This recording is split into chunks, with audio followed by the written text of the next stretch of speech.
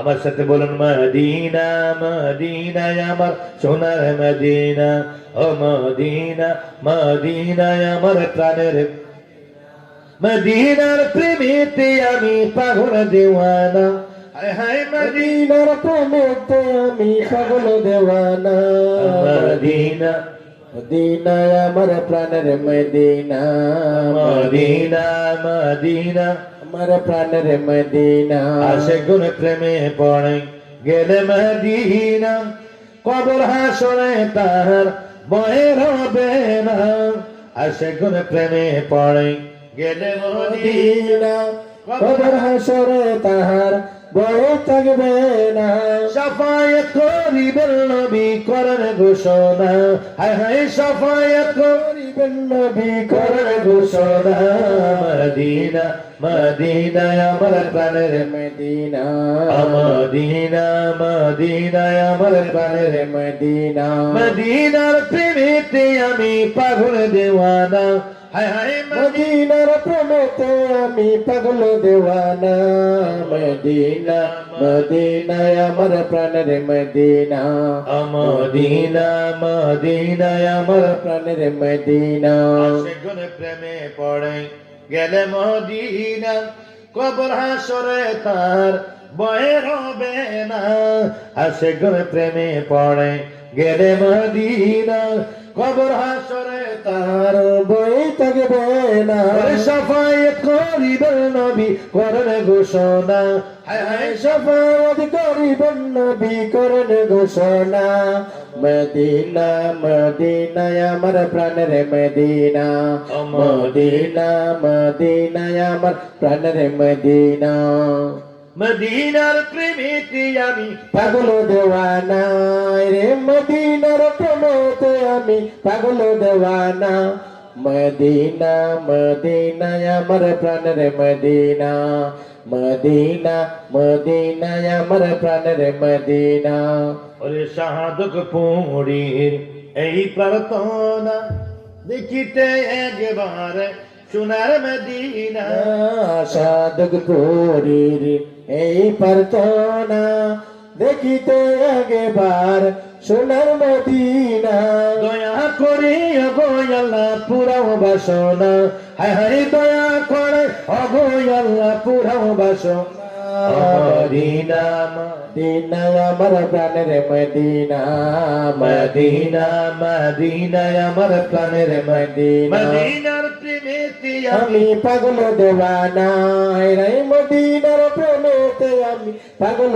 দেওয়ানা Medina Medina আমার প্রাণের মদিনা মদিনা মদিনা আমার প্রাণের মদিনা আমার ভাইয়েরা কদিন মনোযোগ অন্তরে কান লাগাও আমার নবীর পাগলের ঘোষণা এবার আলী বোঝা যায় নবী কেমনওয়ালা জানেন আলী কখন ইন্তেকাল করবেন ঠিক কিনা বলুন ইয়া আলী ইন্নাকা লান তামুত হাত্তা হিমারাত লিহিয়াতুকা বিআদমিদ দাম আলী ততক্ষণ তোমার দম যাবে না তোমার শেষ নিঃশ্বাস ত্যাগ হবে না যতক্ষণ সাদা দাড়ি রক্তে লাল না হয় যখন কথাটা বলেছিলেন তখন হযরত আলীর দাড়িগুলো লাল আর সাদা কালো দাড়িগুলো কি কালো এতে বোঝা যায় আলী বৃদ্ধ হয়ে ইন্তেকাল করবেন 63 বছর বয়সে আলী শহীদ হয়ে দুনিয়া থেকে ইন্তেকাল করলেন বাবা রাসূলের পাককে সেদিন গোসল দিলেন গোসল দেওয়ার পর সমস্ত সাহাবায়ে কেরাম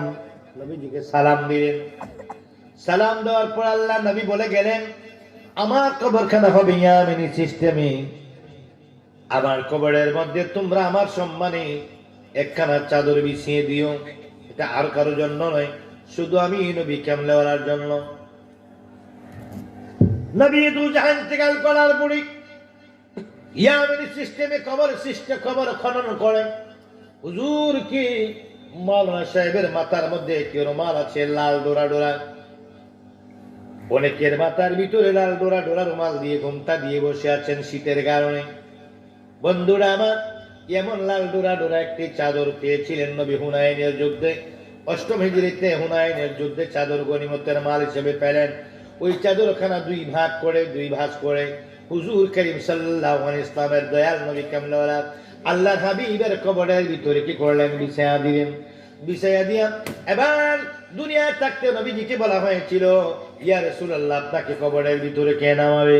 আমার নবী কয়, এক নম্বরে নামবে হযরতে আব্বাস, দুই নম্বরে নামবে হযরতে আব্বাসের ছেলে হযরতে ফজল, তিন নম্বরে নামবে আমার আশ্রিত খাদেম হযরতে সালেহ রাদিয়াল্লাহু সালেহ।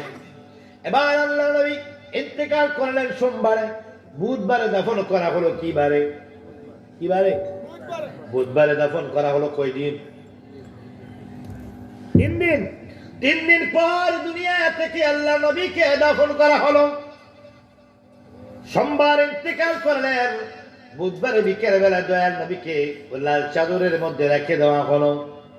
ইয়ামেনি সিস্টেমে 9খানা কাঁচা ইট দয়াল নবীর কবর দিয়ে, কবরের উপর দিয়ে কি ঢাকনা দিয়ে দিলেন। ঢাকনা দিয়ে দেওয়ার পরে কি কবরের মধ্যে নামলেন হযরতে আব্বাস, উনার ছেলে হযরতে ফজল।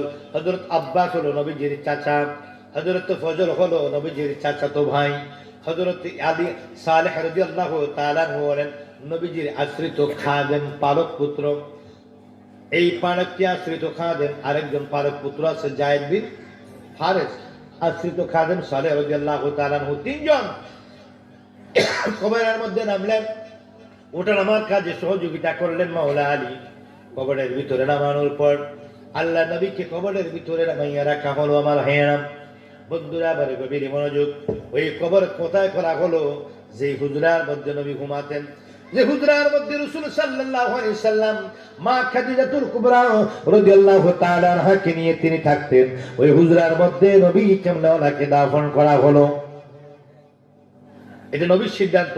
আমি যেখানে ইন্তেকাল করব সেখানে কি করবে? দাফন করবে। নবীজির পরে খলিফাতুল খলিফা হলো কে? আমার সাথে একটু কথা বলতে হবে। খারাপ লাগে? কষ্ট হচ্ছে? এই প্রায় 10 বছর পরে আবার সন্তোষ করে আসছি। রাগ করছেন নাকি আপনারা? রাগ করারই কথা। 10 বছর পর আইছিল তো 10 বছরের মধ্যে আপনারা আমার ডাকেন না, আমি কেমনে আনবো? 10 বছর আগে একবার এসেছিলাম, অনেকদিন পরে, প্রায় 14 বছর পরে, কিছুদিন আগে আলাবু আসছি। 10 বছর পর আবার সন্তোষপুর আসলাম। সন্তোষপুরের মানুষ অনেক সন্তুষ্ট। আমি এতদিন আইনি কেন? এই জন্য নাকি আপনারা বেশি সন্তুষ্ট? যদি আপনি যে আইসেন না এই জন্য সন্তুষ্ট, আজকে কেন আইলেন এই জন্য অসন্তুষ্ট, এমন নি কোনো এমন? আজকে আসার কারণে সন্তুষ্ট নাকি? সন্তোষপুর আপনারা সন্তুষ্ট থাকলেই আমি চাই আপনারা, আল্লাহ আপনাদের উপরে সন্তুষ্ট থাকুক। সুবহানাল্লাহ, আলহামদুলিল্লাহ কোন, আমিন কোন, মারহাবা বলেন, ইয়া রাসূলুল্লাহ বলেন। আওয়াজটা যদি ভালো না হয় আমি কিন্তু ওয়াজ করবো আধা ঘন্টা, আর আওয়াজটা ভালো হলে স্বেচ্ছা দিয়ে যাবেন। নারে তাকবীর। জুয়ানদার শক্তি বেশি না বুড়ার শক্তি বেশি? বুড়ারা জোরে কই, জুয়ান দিয়ে হাত করে তাকাই হইছে। কি রে যুবক, তোরা কি হইছে? সামনে 14 ফেব্রুয়ারি তো বিশ্ব ভালোবাসা দিবস। মন ভালো নেই, টাকা পয়সার একটু অভাবে আছি। 14 ফেব্রুয়ারি 50,000 টাকা লাগবে বাজেট, এই জন্য মন খারাপ, তাই না? 14 ফেব্রুয়ারি ভালোবাসা না নবীর ভালোবাসা? নবীর ভালোবাসা কি যুবকের মধ্যে আছে? অন্য জায়গায় নেই। হাসির চেহারা এবং হাসি বলে নবীর ভালোবাসা সন্তোষপুর যুবকের আছে। সুবহানাল্লাহ বলুন, আলহামদুলিল্লাহ বলুন, আল্লাহু আকবার বলুন, ইয়া রাসূলুল্লাহ বলুন। এবার আসেন, গভীর মনোযোগ, অন্তরের কান্না গেল নবীর পাগলে রাখো। কি বলছিলাম? প্রথম খলিফাকে